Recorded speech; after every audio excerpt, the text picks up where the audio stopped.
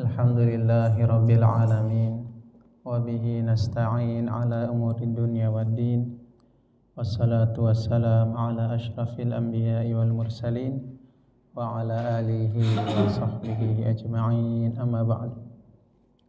Para jamaah sekalian, Bapak yang Allah Subhanahu wa taala muliakan, alhamdulillah kita berusaha untuk senantiasa bersyukur dan memuji Allah Subhanahu wa taala atas semua limpahan nikmat yang Allah berikan, sehingga di kesempatan pagi hari ini kita masih bisa untuk melaksanakan perintah Allah Subhanahu wa taala salat subuh secara berjamaah. Salawat dan salam semoga senantiasa tercurahkan, terlimpahkan kepada Nabi kita yang mulia, Nabi Muhammad sallallahu alaihi wasallam. Para jamaah sekalian, di kesempatan pagi hari ini kembali kita melanjutkan kajian kita dengan tema pembahasan hukum mewarisi dari harta yang haram. Sebelumnya kita perlu membahas tentang pentingnya kita untuk mencari harta yang halal dan menghindari dari harta yang haram. Sebab Allah Subhanahu wa taala di dalam Al-Qur'an menyebutkan dan memerintahkan kita untuk mencari dan memakan harta yang halal. Allah menyebutkan pertama secara umum kepada seluruh manusia. Yang kedua, Allah menyebutkan perintahkan kepada orang beriman. Yang ketiga, Allah khususkan lagi kepada para rasul. Yang pertama, Allah menyebutkan kepada seluruh manusia, Ya ayuhan nas kulu mimma fil ardi halalan thayyiba. Wahai manusia, makanlah di muka bumi ini yang halal dan baik. Yang halal dan baik. Ya ayuhan nas kulu mimma fil ardi halalan thayyiba. Jadi sini Allah mengatakan yang halal dan thayyib. Halal dan baik. Ini secara umum kepada seluruh manusia. Kemudian Allah menghususkan lagi kepada orang-orang yang beriman. Allah mengatakan, Ya ayyuhalladzina amanu kulu min thayyibati ma razaqnakum. Wahai orang-orang yang beriman, makanlah kamu kulu min thayyibat, dari yang baik yang kami rizkikan kepada kalian. Di sini Allah mengkerucutkan lagi perintah untuk makan yang halal makan yang halal kepada orang-orang khusus, yaitu orang-orang yang beriman. Kemudian di lain tempat Allah menyebutkan perintah secara khusus lagi kepada para rasul. Allah Subhanahu wa taala berfirman, Ya ayyuhar rusul kulu minat thayyibati wa'malu salihah. Wahai para rasul, makanlah yang baik dan wa'malu salihah, dan kerjakanlah amal saleh. Jadi ini menunjukkan pentingnya seseorang untuk tidaklah memasukkan ke dalam perutnya kecuali harta yang halal. Sampai-sampai Allah menyebutkan, memerintahkan untuk makan yang halal ini, makan yang baik kepada tadi yang saya sebutkan ada tiga hal. Yang pertama kepada seluruh manusia, yang kedua kepada khusus orang yang beriman, yang ketiga sampai kepada para rasul. Dan juga Allah Subhanahu wa taala tadi perintahkan untuk makan yang halal. Di satu sisi yang lain Allah juga melarang dari makan yang haram, dari makan makanan atau dari sesuatu yang batil. Allah mengatakan, wala ta'kulu amwalakum bainakum bil batil.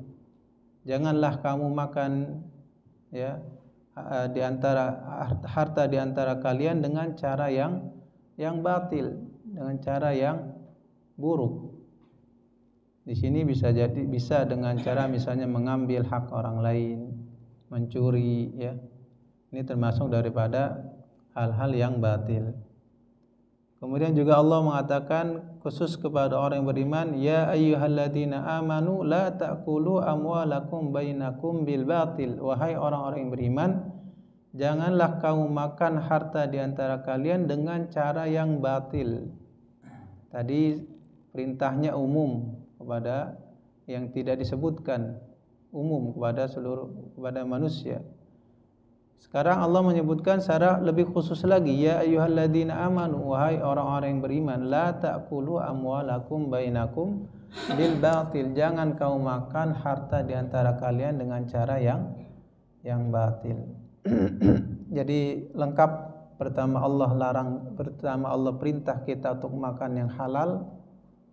Yang kedua, Allah juga melarang dari makan perkara yang haram. Dan di sisi lain bahwasanya sesuatu yang haram sesuatu yang haram dari kita makan, di sisi lain Allah Subhanahu wa taala menyebutkan hal-hal yang berdampak buruk daripada makanan yang haram. Yang pertama, misalnya disebutkan dalam hadis bahwasanya makanan yang buruk akan membuat doanya orang tidak terkabulkan, doanya seseorang tidak dikabulkan. Misalnya disebutkan dalam hadis Rasulullah SAW bersabda, innallaha thayyibun la yaqbalu illa thayyiban. Sesungguhnya Allah itu maha baik dan Allah tidaklah menerima kecuali yang baik. Wa innallaha amaral mu'minina bima amara bihil mursalin. Dan sesungguhnya Allah perintahkan kepada orang yang beriman sebagaimana Allah perintahkan kepada Rasul, yaitu perintah untuk makan yang baik. Qala ta'ala ya ayyuhar rusul kulu minat thayyibati wa'malu salihah. Wa qala ta'ala ya ayyuhalladzina amanu kulu min thayyibati ma razaqnakum. Ya, ayatnya tadi Allah perintahkan khusus kepada Rasul, juga kepada orang beriman untuk makan yang baik. Kemudian Rasulullah menyebutkan summa dzakara rajula. Kemudian Rasulullah menyebutkan kisah seseorang yutilus safar, yang dia melakukan safar perjalanan, asy'atha akbar, yang bajunya kusut, rambutnya tidak terurus, penuh dengan debu karena perjalanan safar, ya. Yutilus safar asy'atha akbar yamuddu yadayhi ila sama. Dia mengangkat tangannya ke langit, ya Rabbi ya Rabb, dia berdoa kepada Allah. Tapi apa kata Rasulullah? Wa mat'amu haram, makanannya dari yang haram. Wa mashrabu haram, minumannya haram. Wa ghudhiya bil haram, dan dagingnya tumbuh dari sesuatu yang haram. Fa anna yustajabu lidzalik, maka bagaimana bisa dikabulkan doanya? Di sini Rasulullah menyebutkan kisahnya secara khusus tentang orang yang safar. Kenapa? Karena sebenarnya safar ini, Bapak sekalian, termasuk daripada waktu diijabahnya doa. Orang yang melakukan safar itu termasuk daripada orang yang dikabulkan doanya. Tetapi bersama dengan itu, yang padahal dia termasuk orang yang bisa diijabah doanya, terhalang doanya karena sebab makanan, minuman yang dia konsumsi dari harta yang haram. Jadi pertama, bahwasanya harta yang haram akan membuat doa seseorang tidak dikabulkan. Oleh karenanya mungkin ini menjadi jawaban mungkin, Pak, ya, bagi sebagian orang yang ketika dia berdoa, saya sudah lama berdoa, sepertinya tidak muncul adanya pengkabulan dari Allah Subhanahu wa taala. Maka kita cek kepada diri kita, mungkin salah satunya dari harta atau dari makanan minuman yang kita konsumsi. Yang kedua, juga misalnya Allah menyebutkan tentang dampak buruk harta haram khususnya dari harta riba misalnya. Allah Subhanahu wa taala mengharamkan riba. Wa halallahu al-bai'a wa harrama riba. Allah mengatakan Allah menghalalkan jual beli dan mengharamkan riba. Bahkan dosa riba ini dosa yang Allah umumkan perang atasnya. Menunjukkan apa? Besarnya dosa tersebut. Allah mengatakan ya ayyuhalladzina amanu ittaqullaha wa dharu ma baqiya minar riba in kuntum mu'minin. Wahai orang-orang yang beriman, tinggalkanlah ya dari riba jika kamu orang yang beriman. Fa in lam taf'alu fa'dzanu biharbin minallahi wa rasulih. Kalau kamu tidak melakukannya, yakni tidak meninggalkan riba, fa'dzanu biharbin minallahi wa rasulih. Maka ya Allah mengatakan siap-siaplah akan adanya perang dari Allah dan Rasulnya. Ini dosa riba ini berat Bapak. Bahkan orang yang berhubungan dengan riba ini bukan saja dosanya kepada orang yang makan riba, kepada semua orang yang ada tolong-menolong terselenggaranya riba ini bisa mendapatkan dosa.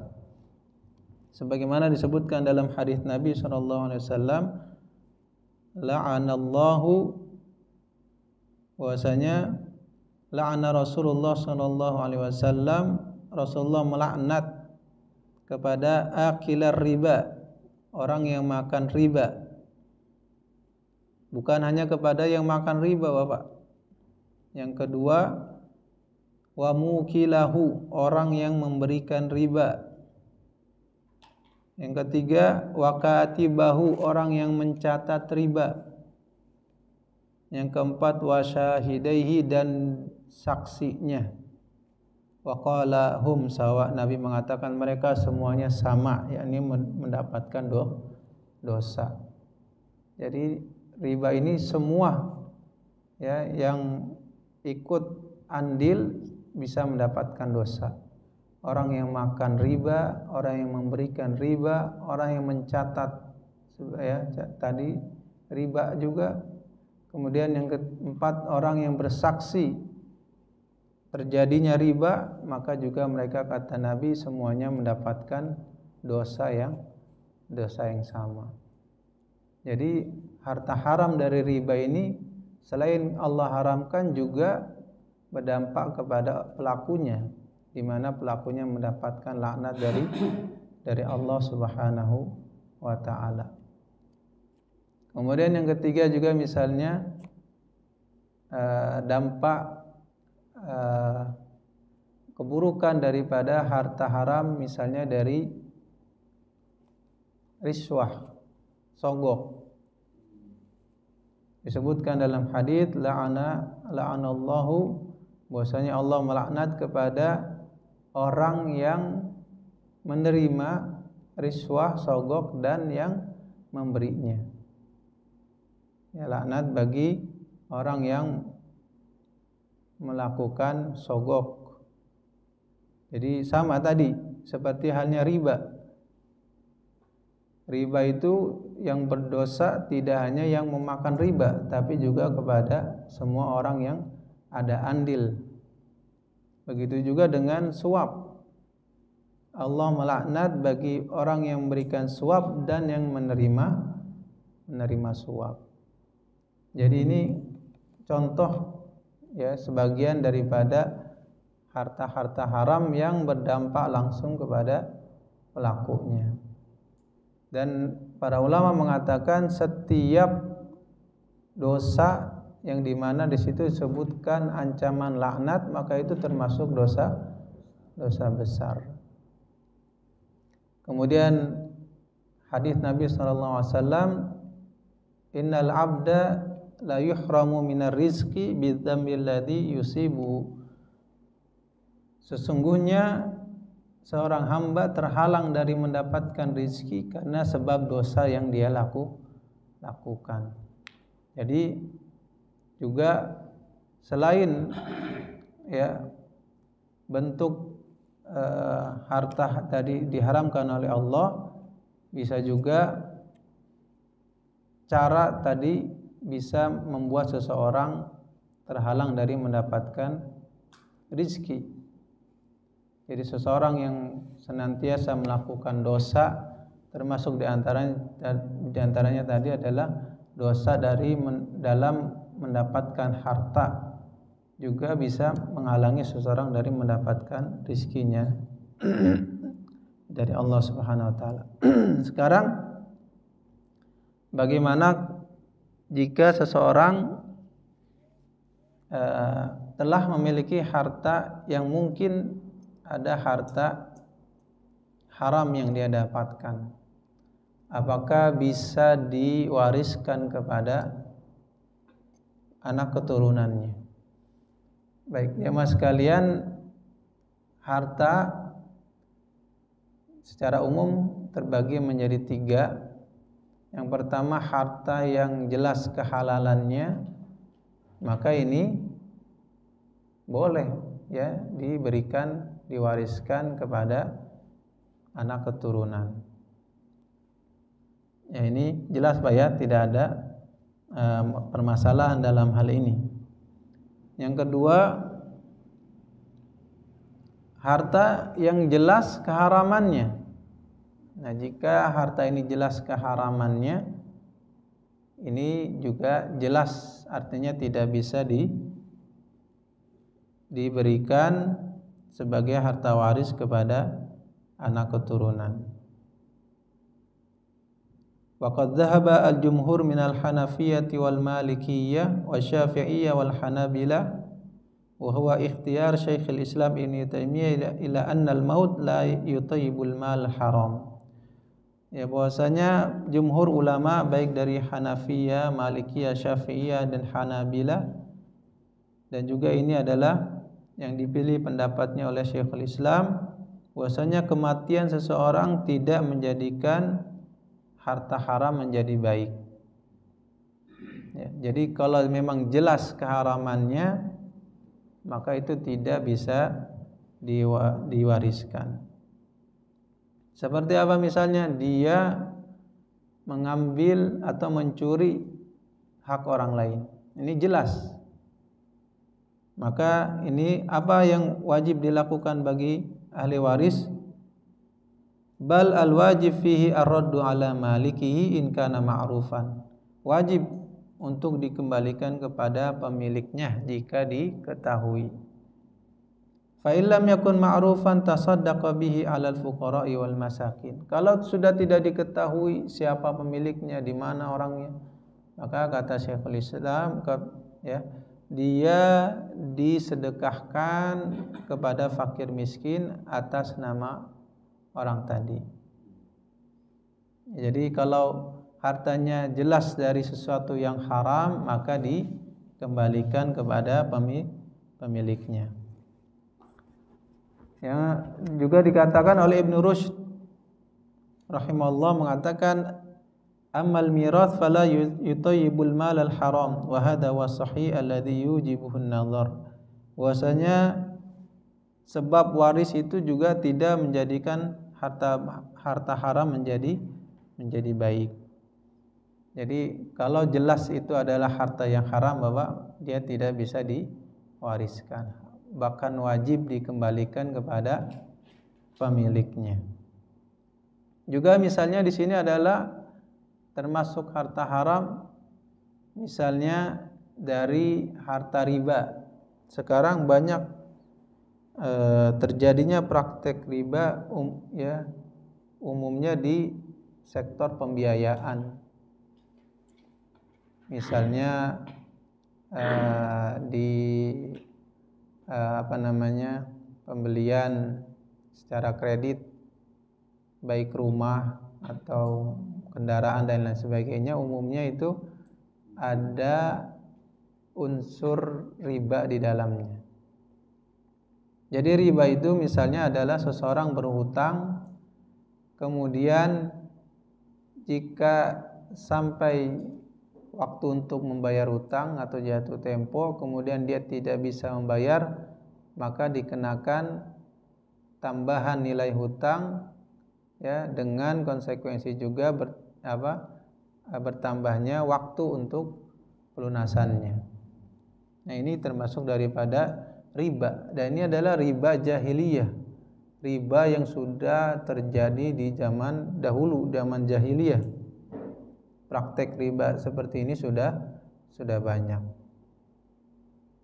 Kemudian juga misalnya di tabungan secara umum bank konvensional ini juga ada riba.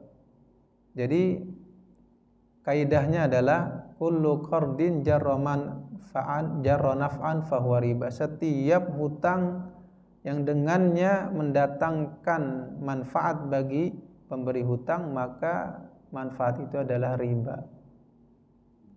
Manfaat ini sifatnya umum, misalnya seseorang memberikan hutang, kamu saya berikan hutang dengan syarat ada pertambahan dari nilai hutang tadi.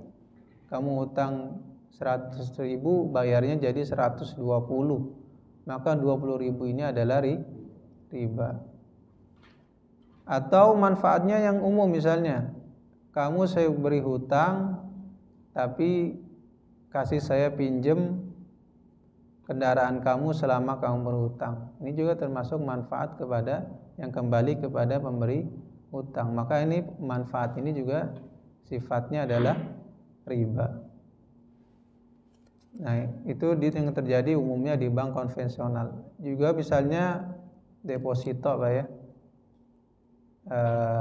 Surat hutang, seseorang mendepositkan hartanya, maka itu juga yang bertambah dari yang dia depositkan itu adalah riba, karena jatuhnya dia bukan menyimpan, tetapi dia memberikan hutang kepada bank. Kalau kita bicara ini, Pak, ya. Jadi tabungan yang kita simpan di bank itu bukan kita menyimpan.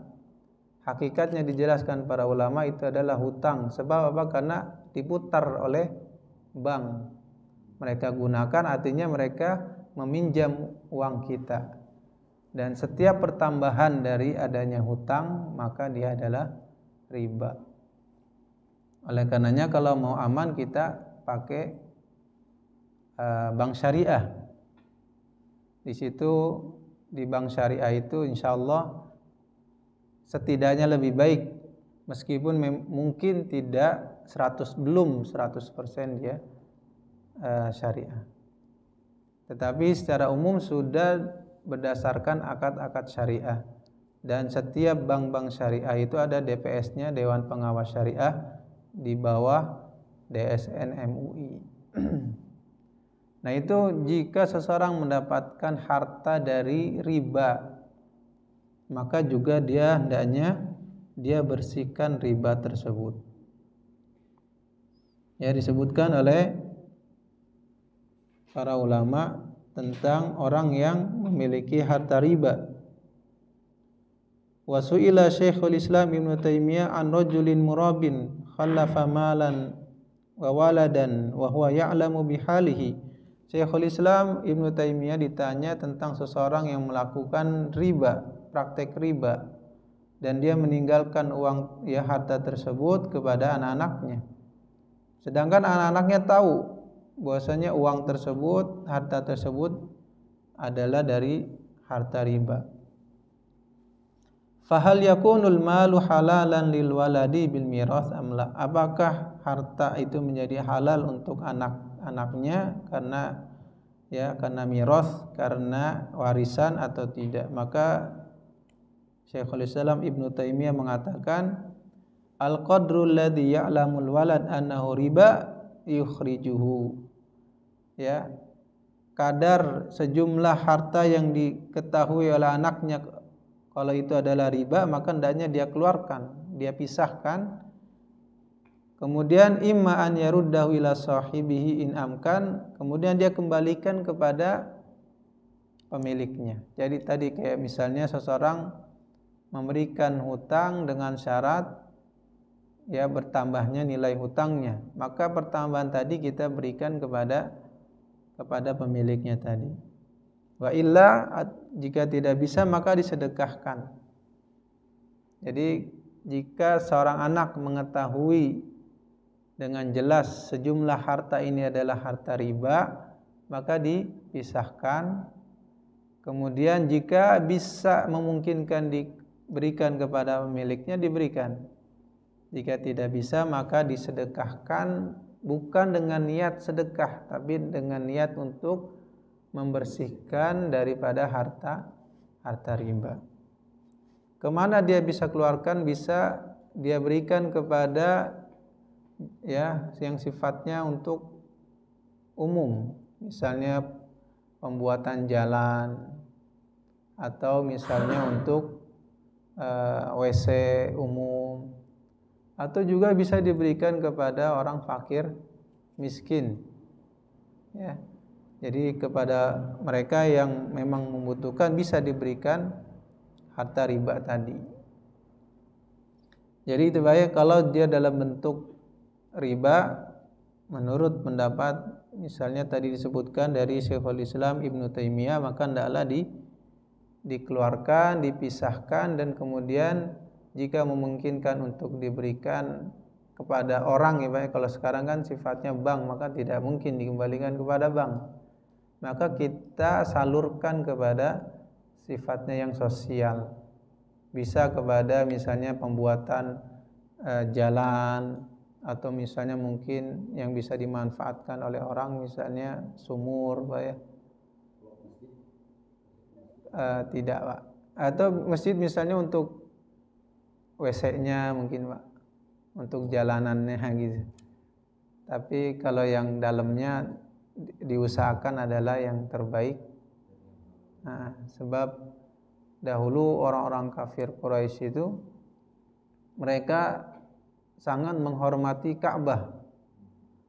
Bahkan ketika terjadi kerusakan pada Ka'bah, mereka urunan, dan mereka saking mengagungkan Ka'bah itu, mereka memberikan harta yang benar-benar itu adalah harta yang baik, yang halal yang mereka miliki.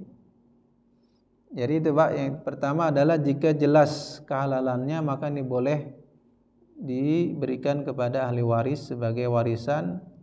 Yang kedua, jika itu jelas adalah dari harta yang haram, maka tidak bisa diwariskan dan dia harus dikembalikan kepada pemiliknya. Mudah-mudahan itu akan menjadi hal yang meringankan mayit di akhirat nanti. Sebab urusannya nanti di akhirat, ketika seseorang memiliki tanggungan hak kepada orang lain, urusannya bukan lagi dibayar dengan harta. Yauma la yanfa'u malun wala banun. Pada hari kiamat itu tidak lagi bermanfaat harta dan anak-anak. Disebutkan juga dalam ayat lain Allah mengatakan, ya ayyuhalladzina amanu, wahai orang-orang yang beriman, anfiqu mimma razaqnakum min qabli ay ya'tiya yaumun la bai'un fihi wala khullah wala syafa'ah.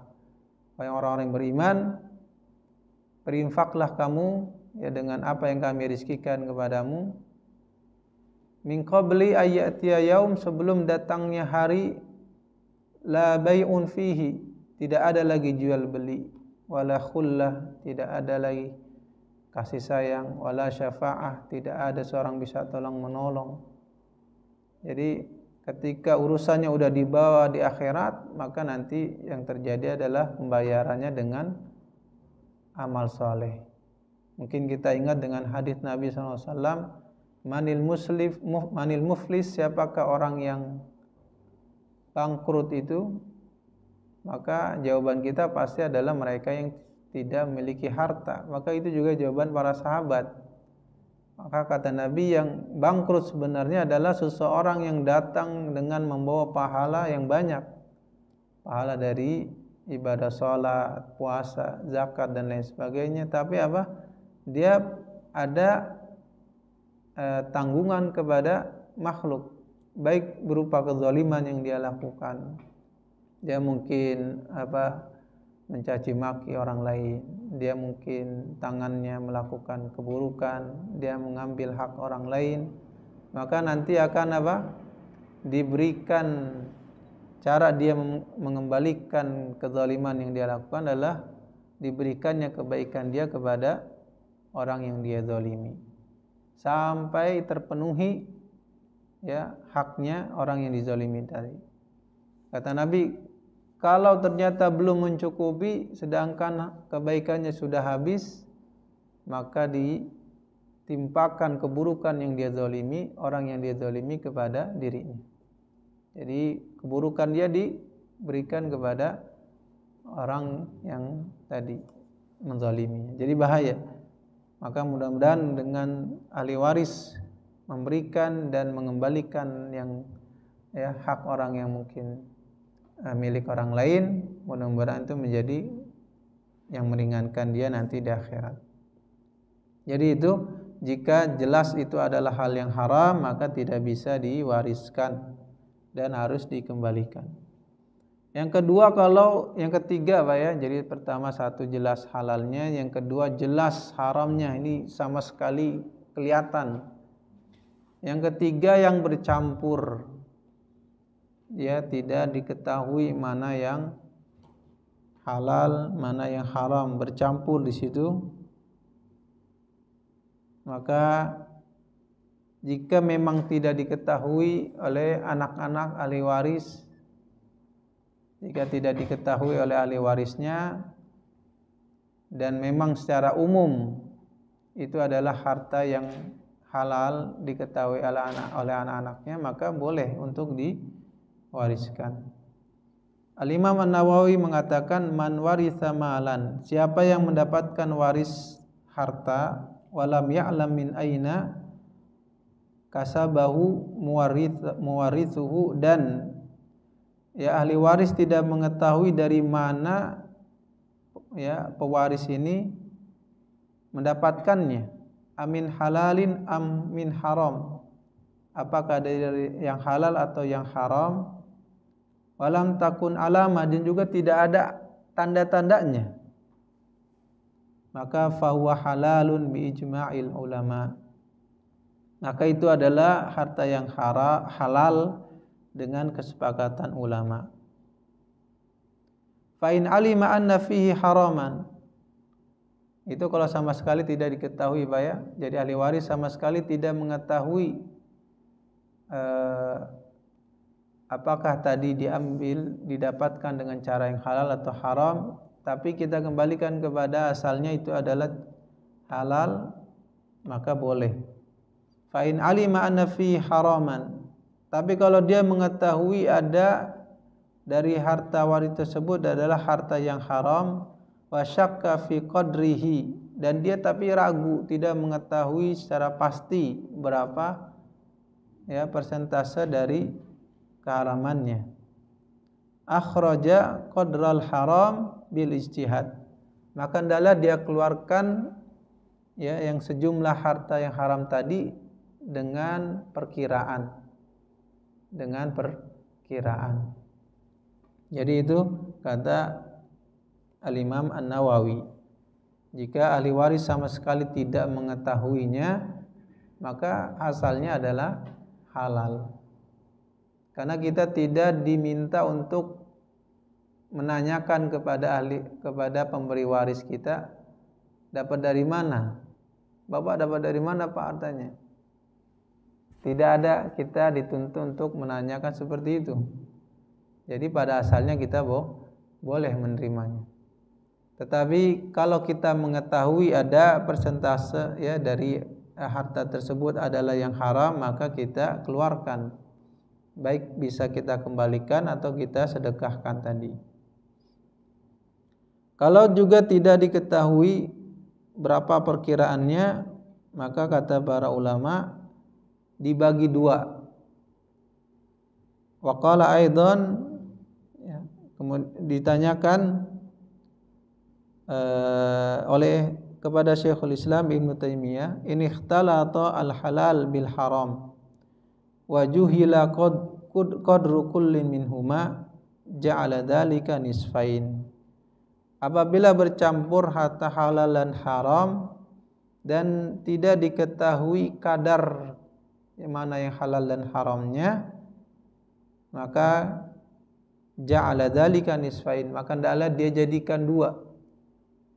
Dia bagi menjadi dua, satu yang halal yang kemudian setengahnya adalah haram yang kemudian dia kembalikan atau dia sedekahkan.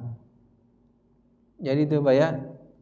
Yang ketiga adalah apabila tidak diketahui apakah dia halal atau haram, ataupun diketahui tetapi bercampur, tidak diketahui ya berapa jumlah harta haramnya, maka para ulama bisa pertama dengan perkiraan, atau jika tidak bisa menurut Ibnu Taimiyah adalah dibagi menjadi dua saja. Setengah itu harta yang halal dan setengahnya lagi adalah harta yang haram tadi, untuk kehati-hatian.